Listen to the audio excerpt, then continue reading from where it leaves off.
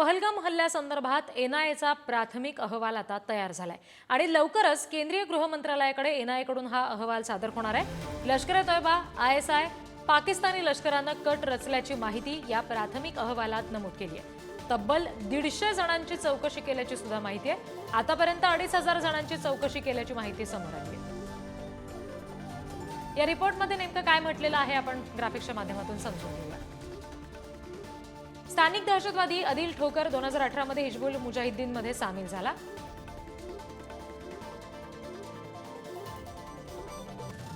हल्ल्यामध्ये 4 ते 5 दहशतवाद्यांचा समावेश आहे। त्यात 3 पाकिस्तानी आहेत, 1 स्थानिक दहशतवादी आहे। आज स्थानिक दहशतवादी आदिलनं पाकिस्तानात लष्कर-ए-तोयबाकडून प्रशिक्षण घेतलं आणि 2024 मध्ये तो काश्मीरमध्ये परतला। हल्ल्याचे मास्टरमाइंड हशीम मुसा, अली भाई उर्फ तल्लाभाई आणि आदिल ठोकर हे आहेत। हशीम मुसा सध्या दक्षिण काश्मीरमध्ये लपलाय असा संशय आहे। दहशतवाद्यांकडून हल्ल्यासाठी M4 कार्बाइन आणि AK-47 रायफल्सचा वापर झाला। शस्त्र पाकिस्तान आधारित दहशतवादी गटांकडून आल्याचा संशय एनआयएनं आपल्या प्राथमिक अहवालात व्यक्त केलाय।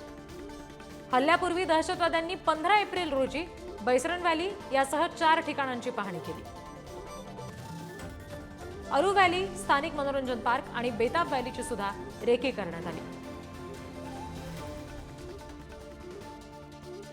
इतर ठिकाणी जास्त सुरक्षा व्यवस्था असल्यामुळे हल्ल्यासाठी बैसरन व्हॅलीची निवड केली गेली। दहशतवाद्यांनी कोकेरनागच्या जंगलातून 22 तासांचा प्रवास केला आणि बैसरन व्हॅली गाठली।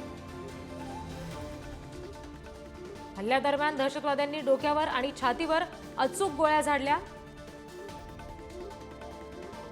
सर्वाधिक मृत्यू चहा आणि भेळपुरी स्टॉल जवळ झाले, जिथे पर्यटकांची गर्दी होती।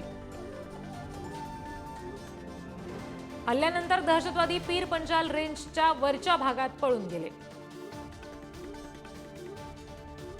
संवादासाठी शॉर्ट रेंज एन्क्रिप्टेड मेसेजिंग वापरला गेला, त्यामुळे दहशतवाद्यांना ट्रॅक करणं कठीण आहे।